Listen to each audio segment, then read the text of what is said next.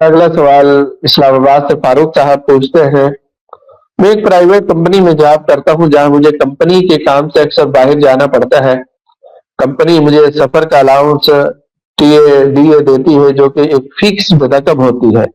मैं सस्ते होटल में रुककर और सस्ता खाना खाकर इसमें से कुछ पैसे पैसे बचा लेता हूँ। क्या ये बचाए हुए पैसे मेरे लिए हलाल हैं या मुझे कंपनी को वापस करने चाहिए? देखें, कंपनी के कवायद ज़वाबित पर इसका मदार है। अगर कंपनी सफ़र खर्च इस तरह देती है कि आप सफ़र करते हैं और अपने पूरे खर्च की तफसील लिख कर पैसे उनसे लेते हैं, या पहले पैसे आपको अंदाज़न दे दिए जाते हैं और वापसी पर आपको हिसाब देना पड़ता है, तो फिर तो उसमें गलत बयानी करके पैसे बचाने की कोई गुंजाइश नहीं है। और अगर कंपनी सफ़र खर्च एक मुतय्यन कर लेती है और वो देती है, चाहे आपका खर्च उससे ज़्यादा हो या उससे कम हो, कंपनी को इससे कोई वास्ता नहीं होता।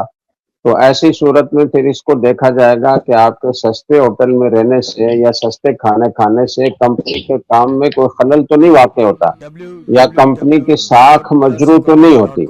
जो बड़ी कंपनियां हैं वो ये नहीं चाहती कि उनके एम्प्लॉइज जो हैं वो किसी ऐसे थर्ड क्लास किस्म के होटल में रहें, उससे कंपनी की साख खराब होती है। तो इस तरह की कोई सूरत न हो तो फिर तो आपको इख्तियार है, आप जिस होटल में रहें, जैसा सस्ता खाना खाना खाएं तो बचा सकते हैं। लेकिन अगर दूसरी सूरत है कि कंपनी की साख खराब होती है, इसलिए उसने अपने मुलाजमीन के लिए होटल का एक मेयार मुकर्रर कर रखा है, खाने का एक मेयार मुकर्रर कर रखा है, ताकि उसकी सेहत अच्छी रहे, वो खुश रहे और कंपनी का काम अच्छा करे और कंपनी की साख भी लोगों की नज़र में मुतासिर न हो, तो ऐसी सूरत में फिर कंपनी की शराइत की पाबंदी लाजिम है। सोशल मीडिया पर सबसे कदीम और सबसे रिलायबल ब्रांड दरसे कुरान.com